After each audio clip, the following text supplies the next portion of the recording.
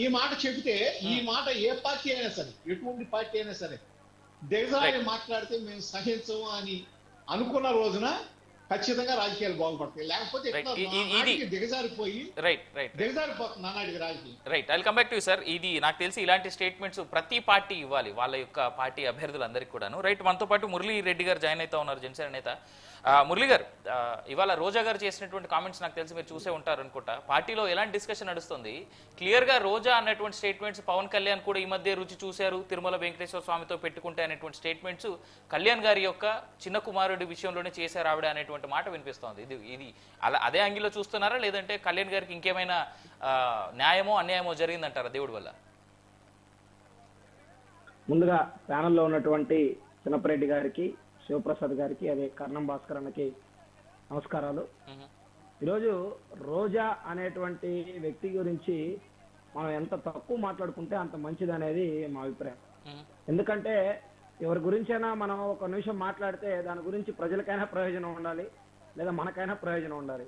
అటువంటి నిష్ప్రయోజకమైనటువంటి వ్యక్తి రాజకీయాల్లో ఎవరైనా ఉన్నారు అంటే అది రోజా. ఎందుకంటే ఈరోజు తిరుమలలో ఒక్కొక్కసారి 20 మందితో 30 మందితో ప్రత్యేక దర్శనాల పేరుతో వెళ్ళి దర్శనం చేయించుకున్న వాళ్ళ దగ్గర కమిషన్లు తీసుకున్నటువంటి రోజా ఈరోజు తిరుమల తిరుపతి దేవస్థానం యొక్క పవిత్రత గురించి, పవన్ కళ్యాణ్ గారి వ్యక్తిత్వం గురించి, వారి కుటుంబ సభ్యుల గురించి మాట్లాడడం అనేది వాళ్ళ మనస్సాక్షి కూడా వాళ్ళని క్షమించదు.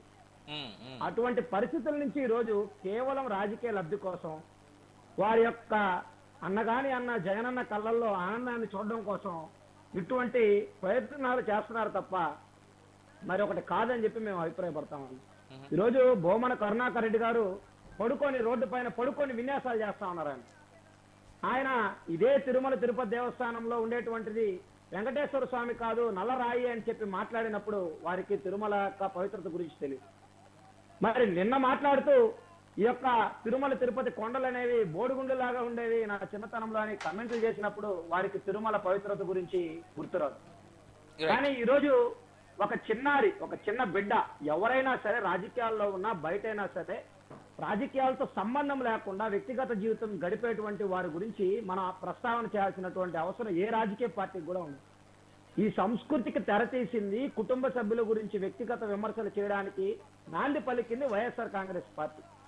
ఈరోజు అసెంబ్లీ సాక్షిగా ఆనాడు ప్రతిపక్ష నేత అయినటువంటి చంద్రబాబు నాయుడు గారి సతీమణి గారి గురించి చెప్పుకోలేని విధంగా హేయంగా కమెంట్లు చేసి రాక్షసానం పొందినటువంటి వైఎస్ఆర్సీపీ ఈరోజు ప్రజలు కేవలం 11 సీట్లకు పరిమితం చేసి ఇళ్ల దగ్గర కూర్చోబెట్టిన వారి యొక్క పందాన్ని ఆలోచన విధానాన్ని మార్చుకోకుండా ఈ రోజు కూడా ఒక చిన్న బిడ్డ పవన్ కళ్యాణ్ గారి కుమారుడు వారు సింగపూర్ లో అగ్ని ప్రమాదానికి గురైతే అక్కడ అనేక మంది చిన్నారులు కొంతమంది ప్రాణాలు కోల్పోయారు.